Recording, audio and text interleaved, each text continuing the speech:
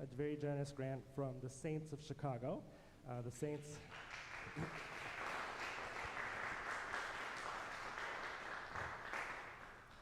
The Saints truly are saints here in the Chicago performance community.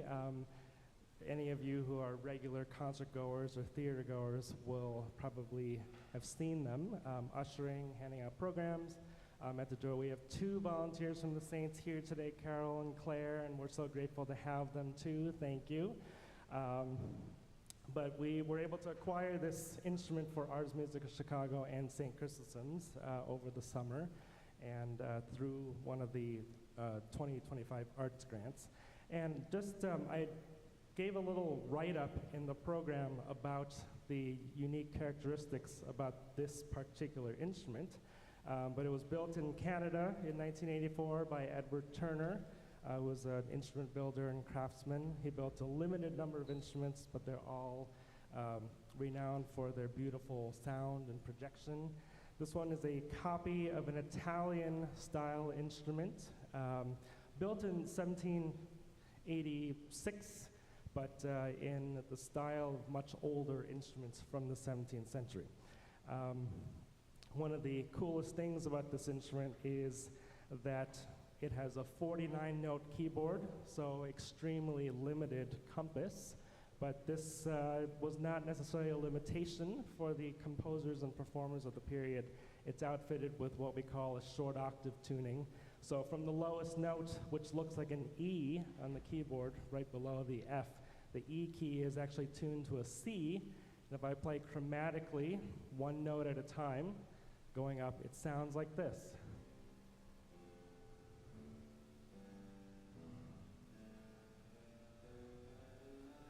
So the E being tuned to a C, the F sharp key is tuned to a D, the G sharp key is tuned to an E, and this was because in the 17th century repertoire, you very rarely ever had F sharp chords, G sharp chords with those notes in the bass.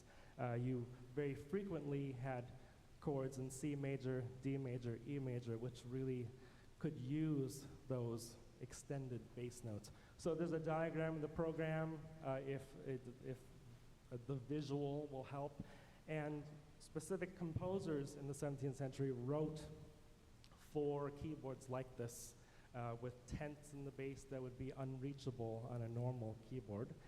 So I programmed several of those pieces tonight. But another thing I just want to quickly point out before I play the first set of bird pieces is that I've tuned the instrument in a quarter comma mean tone temperament, which is a tuning system from the very early Baroque, late Renaissance Baroque. And this tuning system favored pure thirds. So we have 8 pure unbeating thirds, which you can hear. They sound almost out of tune to the modern ear because the thirds are so much lower than we're accustomed to on the piano keyboard. So what I mean by pure thirds is if I'm playing an E, the pure third above E is an F sharp, G sharp, a true G sharp, and not a compromised G sharp and A flat. So it's a very low but pure unbeating third. So what this gives is a really kind of uneven chromatic scale. I would say a much more colorful, puts the chroma back in a chromatic scale. If I were to play chromatically going up, it's much more of an emotional journey as the uneven high-low sharps and flats sort of tug at the listener.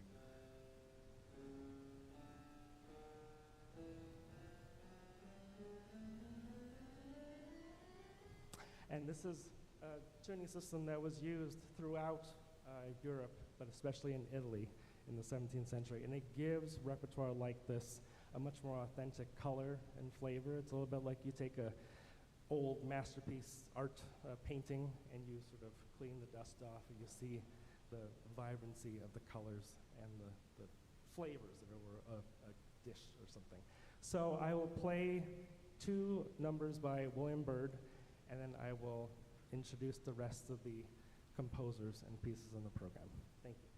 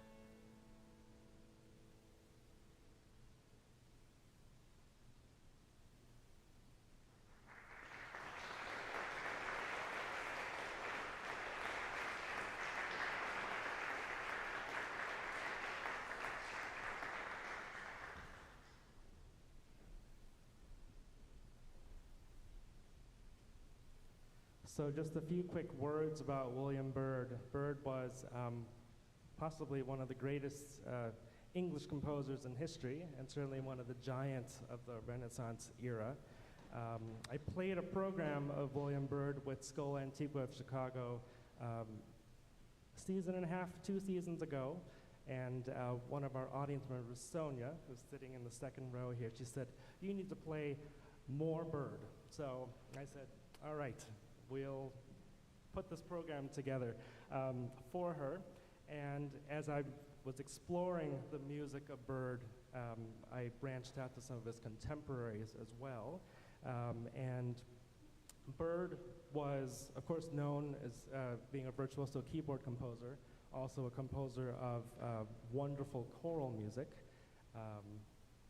And he was a Catholic during the time of Queen Elizabeth, Elizabeth I. But because he enjoyed the royal patronage, he was able to worship in secret and sort of escape a lot of the persecution that his other fellow Catholics in England experienced at the time. Another one of these underground Catholics who didn't have quite as easy a time as Byrd was his contemporary and another virtuoso keyboard player and composer, Peter Phillips. Peter Phillips ended up having to go into exile in Antwerp, I think, just to escape persecution in England, and he made a trip to Amsterdam to visit the greatest Dutch keyboard composer of the era, Sweelinck, who you'll hear in the middle of today's program. But on his way back from Amsterdam to Antwerp, he was kidnapped by agents of the Queen and falsely accused of plotting to assassinate Elizabeth I and thrown in prison. And until, he was there for maybe a couple weeks, maybe a month, until the charges were dropped and he was cleared. But in his time in jail, he had access to a little tiny harpsichord like this, with the short octave in the bass. And he composed this next piece, the Dolorosa Pavin, the sad Pavin in Galliard, for an instrument just like this. If you look at the diagram in your program, you'll see there's an excerpt from the Pavin, I think, where there are these sort of gigantic tents in the bass that really would not be playable by a normal human hand on a normal tuned keyboard. So this is sort of the most famous example of these pieces that are only playable on short octave instruments like this, and that's what inspired me to program the Dolorosa, Pavin, and Galliard on today's program alongside Byrd.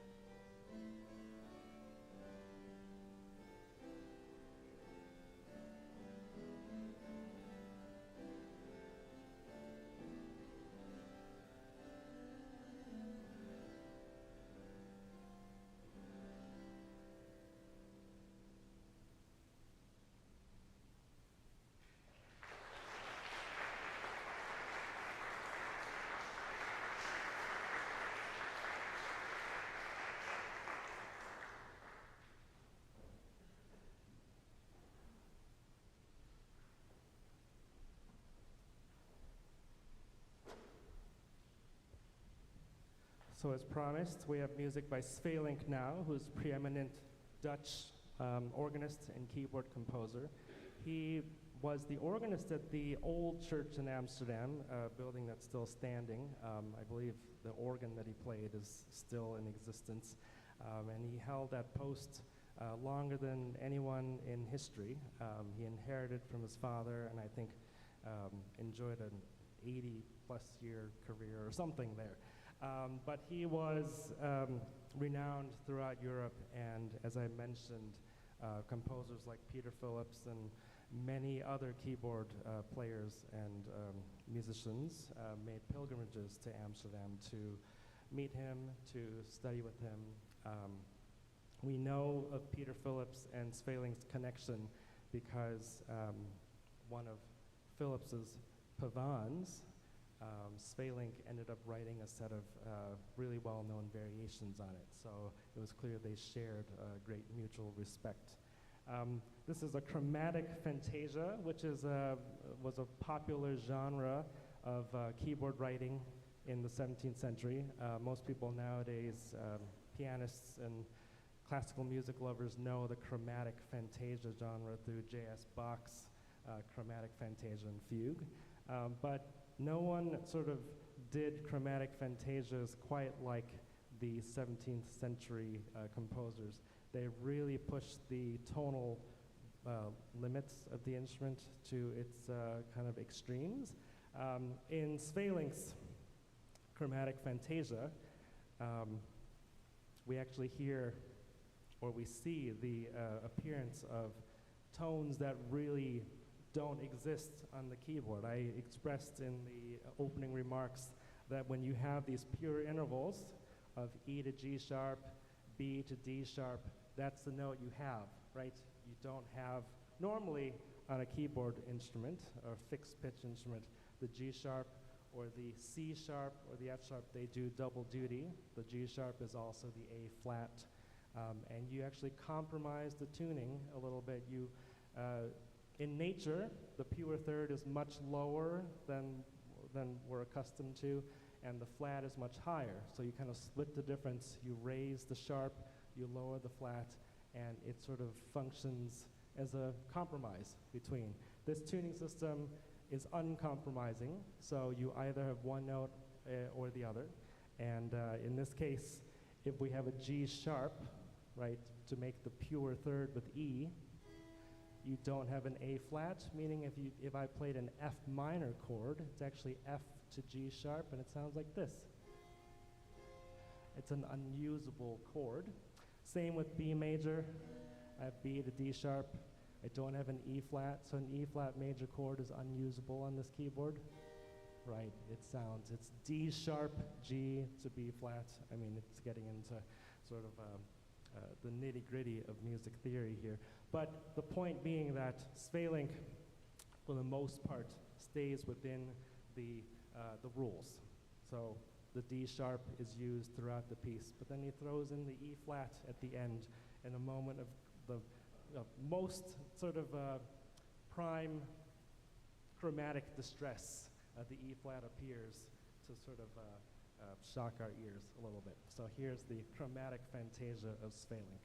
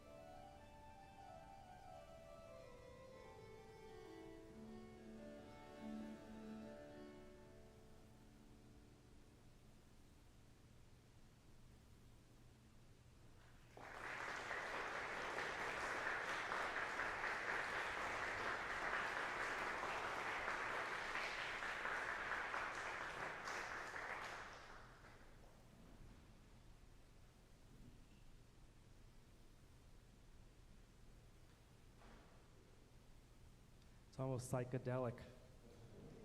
Um, from Spelink, we move on to another highly influential keyboard composer from the early sort of German Baroque, Johann Jakob Froberger. Froberger, Spelink, these were all composers that sort of influenced German keyboardists for generations to follow, including Johann Sebastian Bach in the High Baroque. Froberger was really an interesting character. He was extremely widely traveled, which was kind of a rarity in the day. Travel was both extremely expensive and also kind of dangerous. The era of like highway robbery and kind of bandits and everything. Froberger enjoyed the patronage of the Holy Roman Emperor Ferdinand III, and spent some time sort of on Ferdinand's dime in Rome, where he studied with the great Italian keyboard composer and teacher Frescobaldi, and kind of picked up the Italian style there. He traveled to many of the musical capitals throughout Europe, including Paris, where he met members of the Couperin family and made some wonderful friends there, traveled to London. The next piece, this plaint or lament, was actually written on the occasion of his travel from France to England. He was trying to cross the English Channel, and his boat or ship was set upon by pirates who robbed him blind, stole his clothes and everything, and kind of deposited him on in England, in Dover. I think the description was in seaman's rags or something. So he wanders into town, extremely melancholic about his state, and he says, "Oh, some music will cheer me up." So the only way he could get admittance into a church to hear music was he convinced this organist to let him pump the organ bellows. But in his melancholy state, he forgot to pump mid-piece. The organist was so upset that he took him by the arm and kicked him out the door. Supposedly, in his sad state, this is where this lament was composed.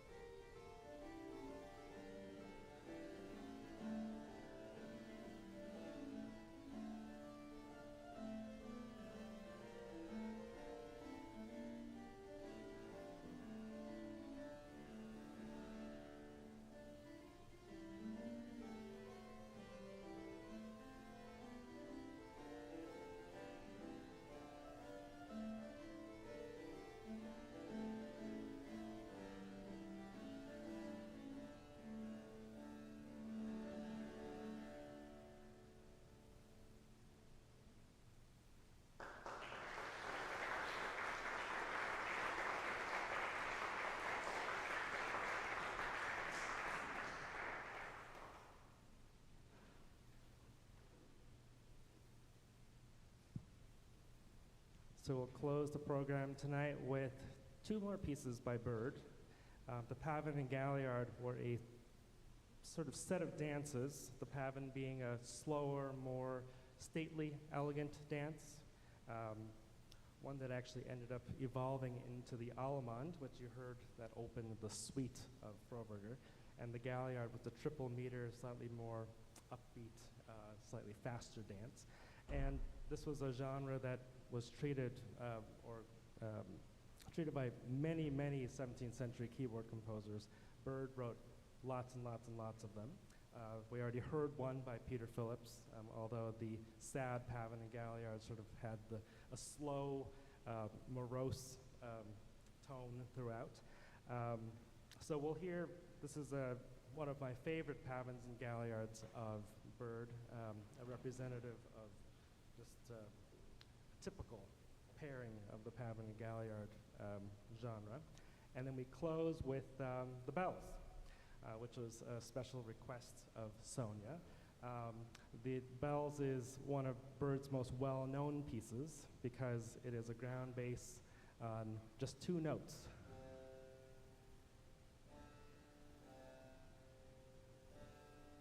Which pervades the entire piece, and it starts very simply and sparsely, and then the variations that Bird creates grows ever more complicated and florid until the bell motive is completely obscured, but it's always there, and then sort of winds down at the end, and everything comes to a close.